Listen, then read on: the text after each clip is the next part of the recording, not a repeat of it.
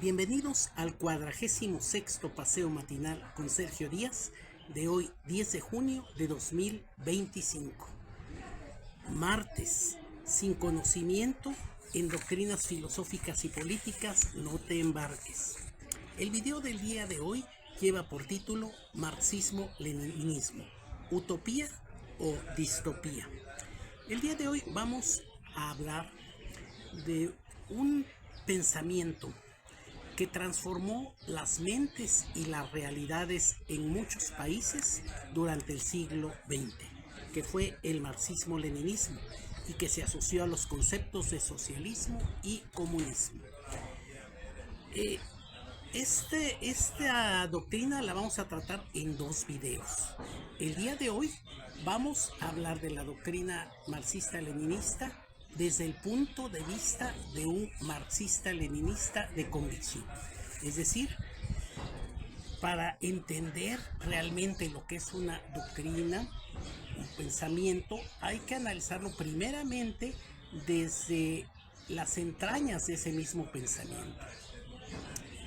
Y ya en un segundo video veremos cuáles serían los peros o por qué tuvo traspiés en la segunda parte del siglo XX esta doctrina.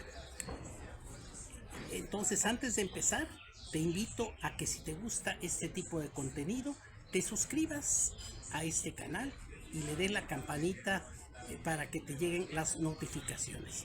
Y ahora sí, pasaremos a ver qué es el marxismo-leninismo. Como decíamos, el marxismo-leninismo es una doctrina creada por Carlos Marx. Carlos Marx nació en 1818, murió en 1883 y durante su vida generó un sistema de conceptos filosóficos, económicos y políticos. Es decir, en primer lugar, dentro de los filosóficos está la filosofía marxista, que es el materialismo dialéctico. Vamos a ir viendo cada uno de ellos. ¿Qué es el materialismo dialéctico? Bueno, el materialismo dialéctico se compone de dos partes. Lo que es el materialismo es considerar que la conciencia depende de la materia. No pueden existir ideas, no puede existir una conciencia sin un sustento material. Todos los seres vivos que tienen ideas están compuestos de materia. Entonces, la base de las ideas depende del medio ambiente material, depende de la materia de la que se derivan. La otra parte de la filosofía marxista es la dialéctica. La dialéctica es la concepción de que todo está en un continuo cambio debido a sus contradicciones internas y a que todo está interrelacionado entre sí. Lo que pasa en un país influye en el otro, lo que pasa en un planeta influye en otro, lo que pasa en el sol influye en todos los planetas. Todo está interrelacionado y lleno de contradicciones. Nosotros respiramos y expiramos, hay respiración y expiración, hay las dos contradicciones. Comemos y vamos al baño, escuchamos y hablamos, todo está sujeto a contradicción y esa contradicción ocasiona los cambios. Todo está en continuo cambio. Esto lo recoge el marxismo pues desde las filosofías griegas, desde Heráclito, que decía que no se puede uno bañar dos veces en el mismo río, hasta pues la dialéctica hegeliana. Entonces pues eso es el materialismo dialéctico. Ahora bien, derivado del materialismo dialéctico, Marx generó lo que se llama el materialismo histórico. ¿Qué es este materialismo histórico? Pues no es más que el materialismo dialéctico aplicado a la sociedad. La concepción materialista aplicada a la historia, aplicada a la sociedad, significa que las ideas que prevalecen en una sociedad, su cultura, su arte, su tecnología, depende de las condiciones materiales. Es decir, porque dice Marx, antes de que el hombre se dedique a la ciencia o al arte, debe comer, vestir y habitar, y para ello necesita producir. Por tanto, la base de la sociedad es la economía, la base económica. y sobre ella se levanta la superestructura política, artística, intelectual. O sea, las ideas dependen de esa base económica. Y esa base económica tiene dos elementos: los medios de producción, que han variado a lo largo de la historia. Es decir, al principio los hombres usaban una simple piedra afilada, y ahora hay inteligencia artificial. Entonces, para producir, para crear la comida, el vestido, se usan tres cosas: la fuerza de trabajo, que es el ser humano que trabaja y que crea la mercancía; el medio de trabajo, que es la herramienta; y el objeto de trabajo, es lo que transformamos con la herramienta. Esas son las fuerzas productivas. Y esas fuerzas productivas van a funcionar en base a unas relaciones de producción, es decir, cómo se relaciona un hombre con otro para producir. Va a trabajar en conjunto esa herramienta, van a hacer en conjunto el plan de qué producir, o cada quien a su modo. Entonces, de acuerdo a esa contradicción que puede haber entre fuerzas productivas y relaciones de producción, se va a generar la superestructura. Es decir, la técnica va mejorando, va cambiando, van mejorando las herramientas. Y entonces, en el principio de la humanidad, cuando existía la comunidad primitiva, no había propiedad privada, porque pues hacer una pequeña herramienta la hacía cualquiera, y ir a cazar, por ejemplo, un mamut, ir a cazar una gran caza, implicaba el trabajo colectivo. Todos trabajaban colectivamente y así se hacía. No había esa propiedad privada. Conforme avanzan las fuerzas productivas, dice Marx, bueno, pues ya las relaciones de producción van cambiando. Ya la gente empieza a decir, bueno, yo creé esto, pues esto es mi herramienta, y si luchamos contra otra tribu, bueno, pues la otra tribu no va a participar de lo que creamos nosotros. Entonces van cambiando las relaciones de producción. Entonces, el materialismo histórico, al aplicar la dialéctica, ahora esta parte material, la parte materialista, es que la economía es la base de la sociedad. La dialéctica es que la contradicción que va a determinar los cambios en la sociedad es la lucha de clases. Surgen las clases sociales con la propiedad privada, con la agricultura, y esta lucha de clases va a determinar el rumbo de la historia. Eso es lo que nos va a decir el materialismo histórico. Ahora bien, dentro de este materialismo histórico, vamos a decir que la parte económica, que es la base, se detiene Marx a analizar a lo que llamaba entonces la economía, la economía clásica inglesa, básicamente Adam Smith y David Ricardo, y de ahí analiza que lo principal en la economía, o sea, para vivir en la economía, lo principal es la mercancía. La mercancía es la célula económica de la sociedad. Ahora bien, él dice, cuando escribe el libro El Capital, él dice, bueno, si la apariencia coincidiera con la esencia, sería innecesaria la ciencia. Por tanto, si queremos entender qué es la mercancía y cómo funciona, porque es la célula de la sociedad, vamos adentrados en ello. Y entonces escribe en el Capital, y en el Capital se va a analizar la economía. Por ejemplo, el materialismo histórico, mucho se puede leer en el libro de Engels, que llamado El origen de la familia, la propiedad privada y el Estado.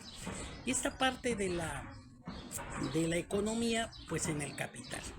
Entonces, él a la conclusión que llega, pues no a la conclusión, él analiza varios puntos aquí en la parte económica.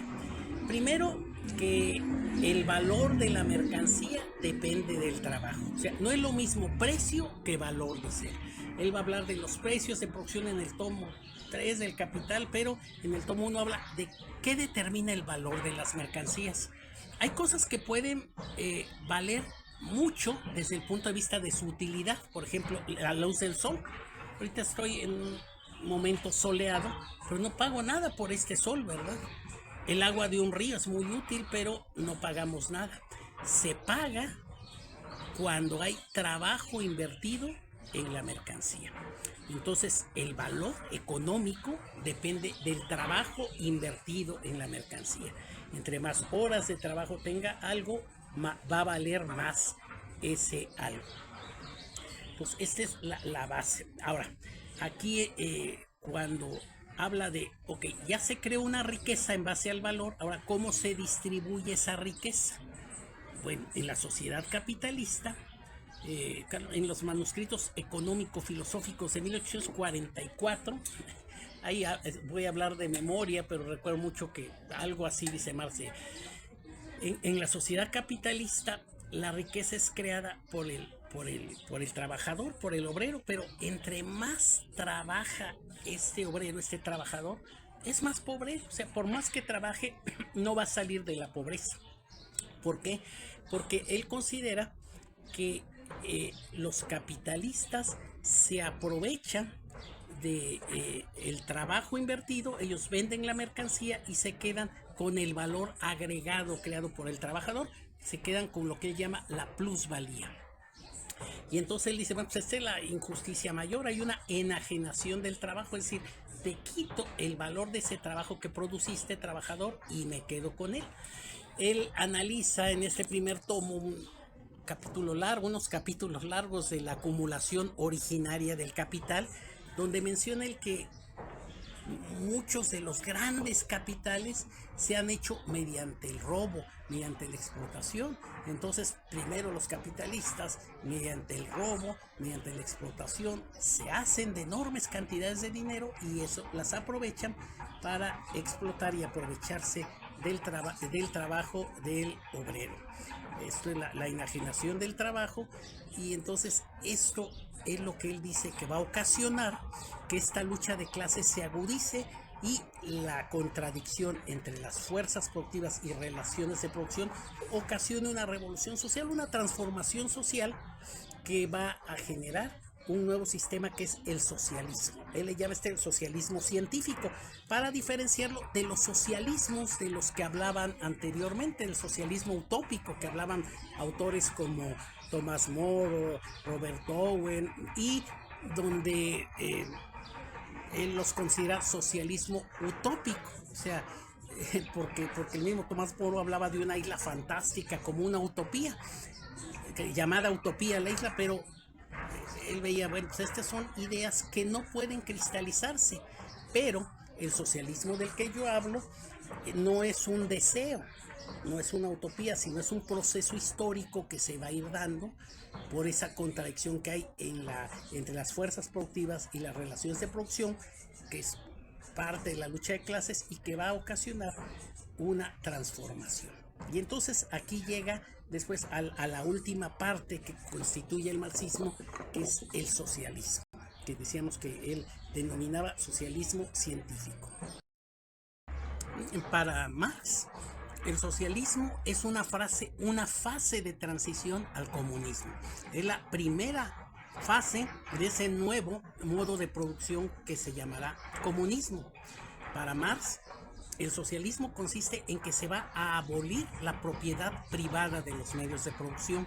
Él considera que esa propiedad privada es lo que permite la extracción del valor del trabajo a los trabajadores, y por tanto se va a abolir la propiedad privada de los medios de producción, y en este sistema a cada quien el principio del socialismo será de cada quien según su capacidad, a cada quien según su trabajo, y quien no trabaja no come, es decir, se le pagará a la gente conforme el valor que hayan producido, conforme a su trabajo. Él dice que en esta etapa del socialismo todavía habrá desigualdades porque es un proceso de transición, pero esto hará que se llegue al comunismo. El comunismo se caracterizará, según él, por la desaparición del Estado. El Estado desaparecerá y el principio del comunismo será de cada quien según su capacidad, a cada quien según sus necesidades. Entonces ya ahí, como en una familia muy igualitaria, a cada quien se le va a dar no según lo que trabaje, sino según lo que necesite, porque va a haber un grado de conciencia entre la población que permita que esto sea así. Marx pensaba que el cambio al socialismo se iba a dar sobre todo en los países más desarrollados. Pensaba en aquella época que Alemania sería sin duda uno de los primeros países que iba a ser comunista, no un país atrasado, porque todo era derivado del progreso natural de las sociedades. Bueno, pues esto no ocurrió así, y el primer país llamado socialista se da al formarse la Unión de Repúblicas Socialistas Soviéticas, la URSS, en 1917. Y aquí entra la otra persona que forma parte de este marxismo-leninismo, Vladimir Ilich Ulyanov, conocido como Lenin. Entonces, Lenin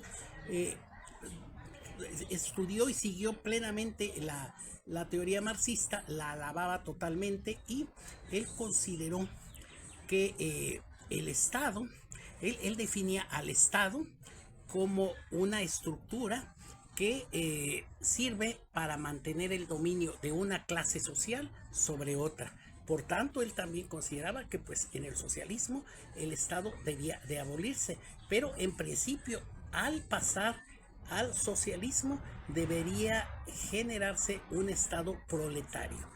Él introduce el concepto de dictadura del proletariado. Es decir, si el Estado es una estructura que representa el dominio de una clase sobre otra, en el capitalismo es el dominio de los capitalistas sobre los trabajadores, en el socialismo será el gobierno de los trabajadores, que ellos dictarán, en ese sentido dictadura, dictarán la conducción de la sociedad. Y es entonces que sobre esta base dice él que este Estado, para que resulte bueno, tiene que ser un Estado muy centralizado y planificador, es decir, tiene que haber una planeación centralizada. Y es así como se forma la Unión de Repúblicas Socialistas Soviéticas. Quiero decir aquí que el socialismo tuvo un gran impacto, no solo por estas ideas de igualdad. En aquella época los obreros vivían de forma miserable, trabajaban 14, 16 horas, los salarios eran risibles, y pues la sociedad industrial había ido creciendo gracias a ese trabajo de los obreros. Entonces tuvo mucha aceptación porque la gente clamaba un cambio, no quería que siguiera existiendo esa terrible desigualdad en la sociedad.